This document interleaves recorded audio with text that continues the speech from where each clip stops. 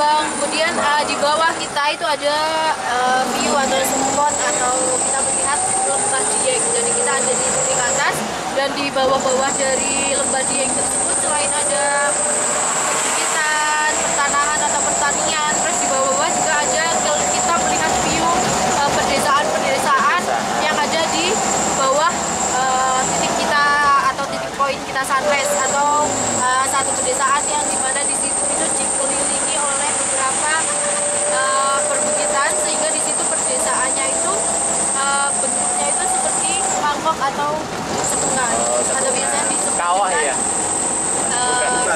Beda lagi kalau kawah itu titiknya ada di Dieng. Kalau ini kan kita masih disebutnya itu Setieng. Lembah berarti ya, Pak? Iya, masih di lembah Dieng.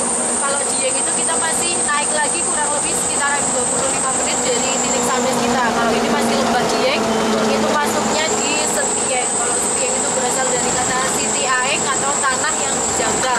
Oh, kata yang dijaga. Jadi kalau Dieng itu kan berasal dari kata Di dan Yang atau Di dan Aeng, atau yang bisa diartikan sebagai tempat yang tinggi atau negerinya para dewa. Negerinya para dewa. Kenalnya negerinya para dewa. Oh, di Dieng itu ada sebangsa suku atau komunitas apa tertentu gitu, Mbak? Suku ya? Iya, kalau di Bromo kan ada suku Baduy. Tidak ada suku Bapak, cuman kalau di Dieng ini jadi dulunya Dieng ini yang menghuni itu bukan Muslim, dulunya Hindu. Hindu banyak. Iya, Hindu. Jadi, sampai sekarang pun masih banyak yang ini ya, beragama Hindu ya. Kalau yang banyak yang Hindu sudah tidak, Sudah karena tidak. kebanyakan mayoritas sudah Muslim. Sudah Muslim. Sebelum jadi dulunya itu kan Hindu, kemudian terjadi bencana alam Gunung Dieng Purba meletus atau letusan gunung yang ada di Dieng. Kemudian warga masyarakat Hindu diperkirakan itu berpindah ke daerah Bali, sehingga sini itu menjadi tempat yang ditinggalkan.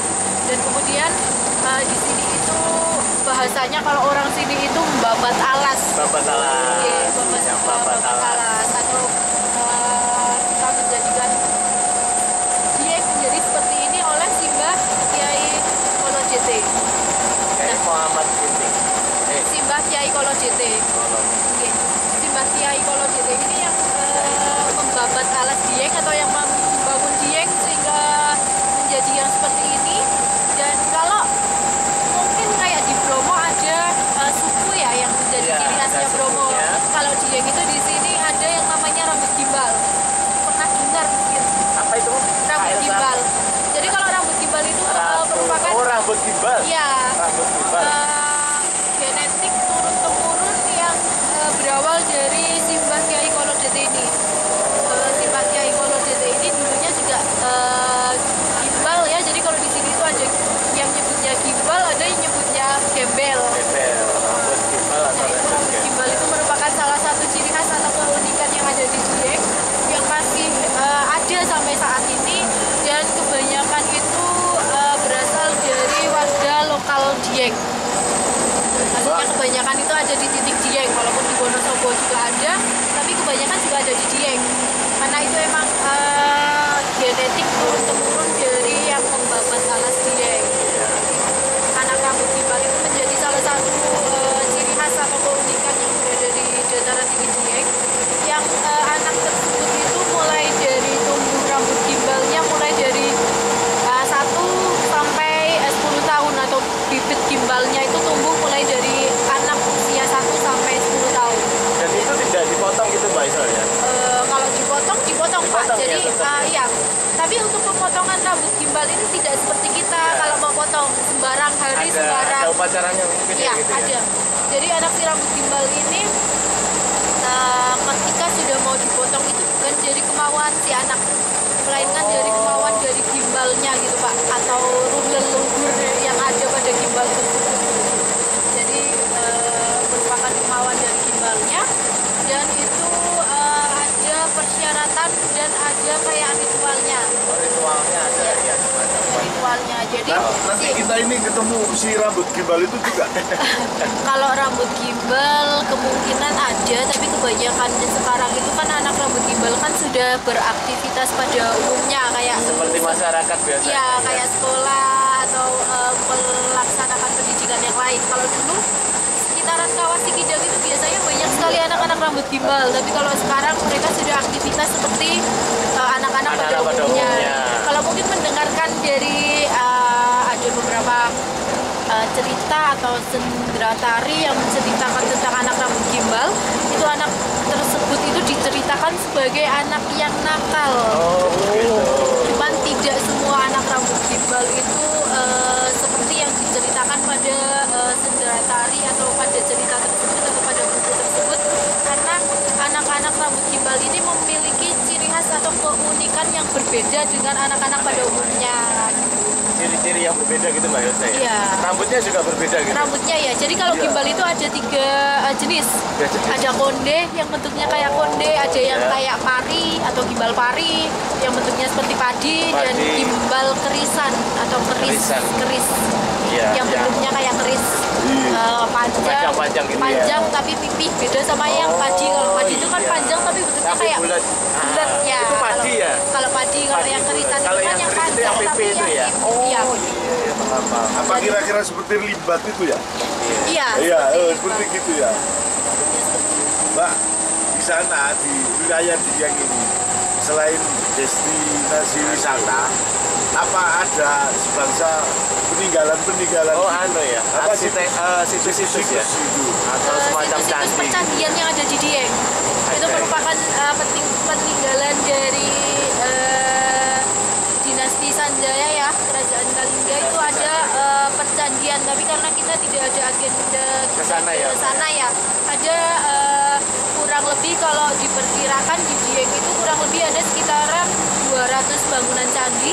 Cuma setelah ditinggalkan itu terjadi bencana alam, itu kan ada beberapa titik candi yang runtuh, sehingga sampai detik ini baru ditemukan 9 bangunan candi. Ada Candi Arjuna, Puntadewa, terus Sri Kandi, Sembodro, Bima, Tondok Kaca, Dwarawati, terus kemudian di situ ada 9 bangunan candi, dan itu masih bebatuan asli atau batuan dari awal pembangunan candi tersebut, yang batuannya itu berasal dari batuan andesit-andesit perbukitan atau pegunungan yang ada di sekitaran sini. Candi andesit, Mama. Batu-batu andesit Iya. aslinya.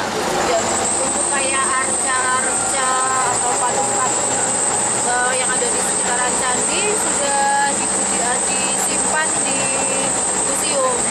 Itu namanya Museum Kailasa.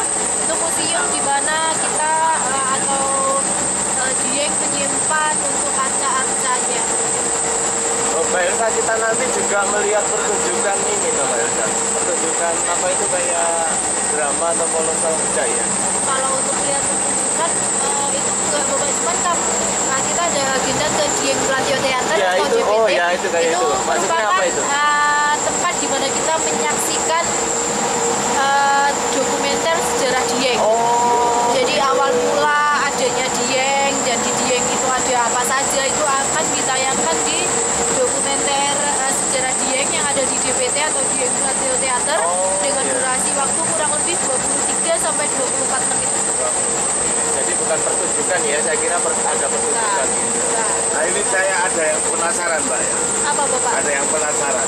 Setiap pemandu wisata ya, umumnya pemandu wisata di pantai atau di gunung dan sebagainya, itu biasanya mereka itu mengajak untuk melihat sunrise.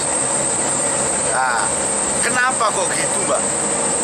Nah gitu loh. Ini mungkin jenengan kan yang lebih paham tentang wisata ya. Kadang-kadang ada filosofinya. Oh, sunrise itu kenapa kok harus Seperti apa? Iya, kita harus menyaksikan sunrise gitu loh. Nah, ini mungkin jenengan punya Mbak, itu lama sekali, mulai belum pensiun, mulai dari saya masih siswa sampai sekarang sudah Sekarang pensiun ya. Iya, belum mendapat jawabannya. Gimana? Saya pribadi sih kalau destinasi sunrise itu sudah merata di semua tempat ya Pak, kayak di Dieng, Iya. Bromo juga kan kebanyakan Bahkan di luar negeri sunrise apa ya? sampai ke cari sunrise dan sunset ya. Jadi kalau untuk sunrise, sunset itu sudah merata sampai ke mana-mana, sehingga sunrise itu bisa dikatakan sebagai destinasi view utama kita di beberapa titik destinasi gitu. Jadi lebih direkomendasikan untuk matahari terbit. Dan filosofi untuk saya sendiri, matahari terbit itu bisa apa ya Pak ya, kayak seperti kehidupan itu ya iya, Pak ya. jadi Iya. setiap Kita hari melihat kayak gitu. muncul dengan view-view Iya. pendamping keindahan alamnya. Nun saya Bu Mbak ya. Nggih. Padahal menurut ajaran agama kita Mbak ya, bahwa matahari kalau sedang terbit itu menurut ajaran Rasulullah itu adalah matahari yang terbit dari 2 tanduk setan. Tapi kita mengoyo-ngoyo itu apa? Menyempatkan diri untuk melihat itu. melihat. Bahkan untuk sholat saja nggak boleh gitu. Iya, ketika sudah waktu tertib, itu. Iya, ketika sudah matahari terbit ya, itu. terbit itu Kalau ya. sudah belum Iya, ke nggak ada, atas, nggak apa-apa, boleh. Itu kenapa? Apa ini ada sebuah apa ya? Apa Pak Sebenarnya jenenge Pak? apa itu namanya? Koyo konspirasi Freemason, untuk ya, iya gitu. Sebab kan mereka itu ini kan tradisi barat toh Mbak, melihat gini gitu. Apa ya apa kira-kira namanya Mbak? itu ya? Mungkin di ilmu wisata itu ada Pak. One order, Apa? Wes, one pokoknya itu lah. order, Order Iya. apa dah, apa? Apa itu Pak? Sebenarnya the new world order. kembali lagi ya Pak, karena saya menjalankan tugas saya itu sesuai dengan jadwal yang diberikan gitu ya. Saya menjalankan tugas saya sesuai dengan jadwal yang diberikan, dan kebanyakan jadwal yang dikasih ke saya itu jadwal sunrise atau matahari terbit. Sebenarnya iya. itu kembali lagi ke peserta. Jadi kayak misalkan kayak bapak ibu ini berkenan untuk tidak sunrise atau mengambil jadwal di yang siang gitu, sekitaran mungkin sudah lepas dari sunrise, itu kembali lagi ke agenda yang diinginkan Wisatawan. iya, Iya, yang diinginkan rombongan yang saya rombongan. bawa atau wisatawan itu tergantung pemilihan rundown atau jadwal ya. Tapi kebetulan kalau saya itu kebanyakan melihat matahari terbit, dan kalau saya pribadi Pak, tidak mengharuskan untuk kayak harus cepet-cepet gitu loh. Iya. Kayak misalkan walaupun jadwalnya seperti ini, kalau berkenan untuk menggeser jadwal kayak Mbak ini sholat subuh dan lain sebagainya agar bisa lebih lama lagi, itu bisa enggak? Sepertinya bisa. Tapi kan itu kayak saya pribadi, beda lagi dengan jadwal yang sudah dari sana kayak biro ya tim yang Tidak Pak, maksud saya itu gini. Iya. Karena ini sering di dalam panduan wisata, jadwal wisata itu kok mesti ada. Cuma sekedar ini tahu barangkali ada filosofinya, ya gitu loh. Sekarang satu contoh, kita ke Dieng, apa filosofinya? Kita menghayati budaya kita, ya gitu ya, menghayati sejarah-sejarah kita. Gitu. Kalau Keragaman budaya yang ada di Indonesia. ya berarti untuk wisata kali ini pertanyaan saya yang lama itu sudah saya tanyakan belum terjawab juga. Tapi Ya, sunset juga ada ya, Mbak Elsa? Sunset Ya? dari Saya bisa sini. jawab itu. apa itu? Kurang ini ya. Ke sunrise. Wah, Kalau lebih ke sunrise. iya kayak iso. Saya bisa jawab. Kalau dari Dieng lebih ke sunrise Ke daripada sunrise. sunset. Sunset. Kalau untuk destinasi wisata Dieng yang inti itu sebenarnya ada 3 destinasi, yaitu Kawah Sikidang, Telaga Warna, dan juga Candi Arjuna. Itu 3 destinasi. Nanti inti kita ke sana nggak, Mbak Elsa? Telaga Warna sama Kawah Sikidang. Kalau candinya tidak ada. Ya, kita oh tidak iya, bisa. kawan-kawan. Kalau untuk spot-spot sunrise ini hanya kayak spot pendamping. Iya. Spot pendamping, dan cuman kebetulan kalau Dieng ini ada satu destinasi wisata Sikunir atau Bukit Sikunir atau Puncak Sikunir, itu yang menjadi satu destinasi sunrise yang paling bagus di Indonesia. Ada di Sikunir. Sebenarnya kalau untuk filosofinya sendiri itu tidak ada, karena itu hanya spot kayak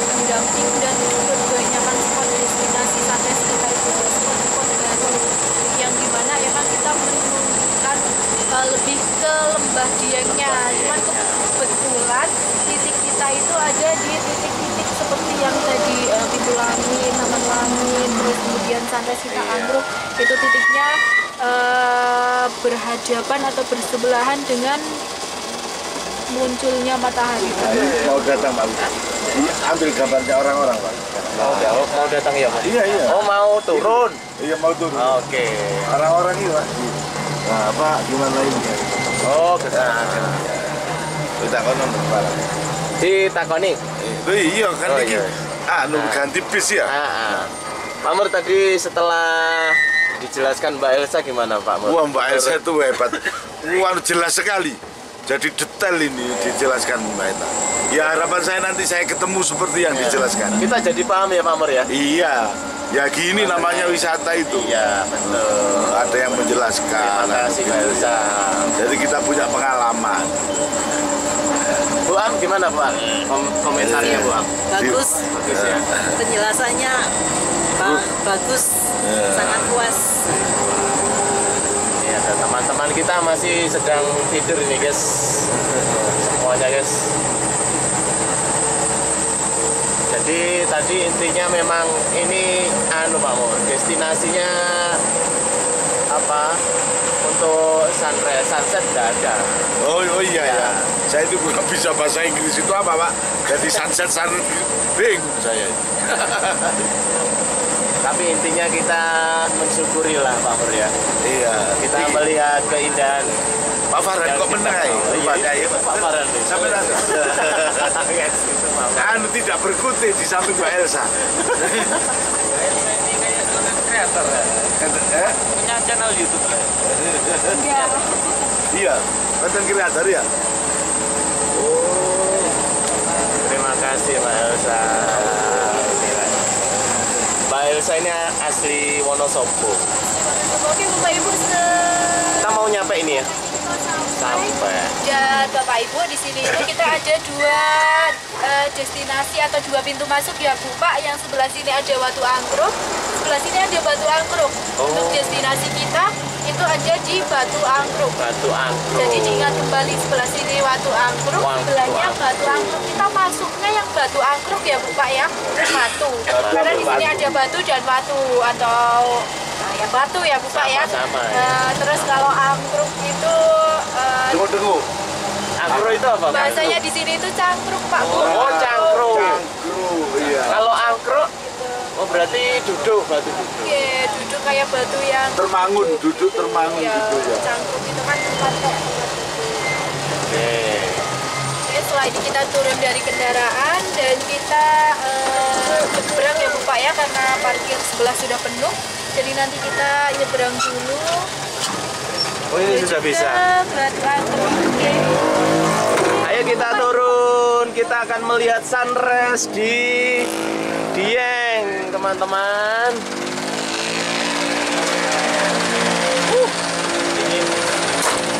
Halo.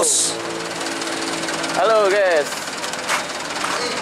Dan pertanyaannya satu, Apa? Mbak Elsa itu sudah punya nikah tak belum? Sepertinya belum. Nanti Nah, kita tanyakan iya. ya. Nanti kita tanyakan ke Mbak Iya. Elsa nanti.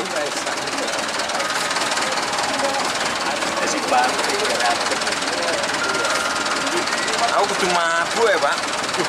Enak anu ya. Batu Anggrek. Oh ini bukan rombongan kita ternyata. Beda. Yang belakang ya nggak apa-apa. Iya, enggak apa-apa, Bu. Pak sini Pak. Wow. Ini siapa? Kalian nyebrang lewat sini nggak apa-apa Pak. Batu Anggrek ya. Baru lupa boleh nyebrang ya Bu Pak ya lewat sebelah sini. Langsung itu ikut masih kayak itu ya. Oke, itu di depan ada Pak Agung itu yang sudah dada-dada Pak Agungnya. Sebelah sini Pen Lusa. Pen Lusa, yo.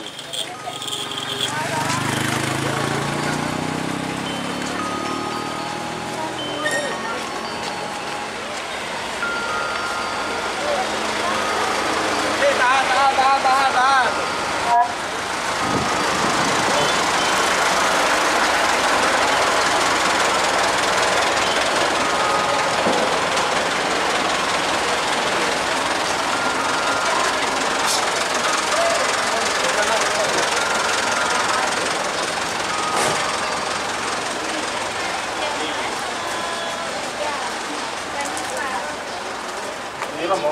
Surabaya. Bukan. Bukan. Aura, Lusa, Surabaya. Spen Lusa. Oke, yang dari Spen Lusa, Bapak Ibu boleh masuk lewat sebelah kanan saya ya, silakan. Surabaya sampai 10 Surabaya. Ya, Spen Lusa boleh langsung masuk. Monggo silakan masuk. Yang dari Spen Lusa. Yang dari Spen Lusa sebelah kanan saya, Bu, Pak. Dia travel lewat sebelah sini, dia travel. Ya. Spen Lusa sebelah kanan. Dia travel. Dia Spen Lusa sebelah sana. Boleh, Spen Lusa boleh ambil sebelah kanan saya ya, Bu, Pak ya. Ya, Pak. Sini ya. Ya, Yang dari Spen Lusa sebelah kanan. yang dari dia travel sebelah sini. Dia travel itu. Dia travel ya. Ya, Spen Lusa langsung masuk lewat sebelah kanan saya, Bu, Pak, silakan. Siap, terima kasih Mbak Elsa. Ya, monggo Bapak Ibu Spen Lusa. Boleh sesi bebas dulu ya, Bu, Pak ya. Nanti kita pengambilan sesi foto bersamanya ketika sudah kumpul semua.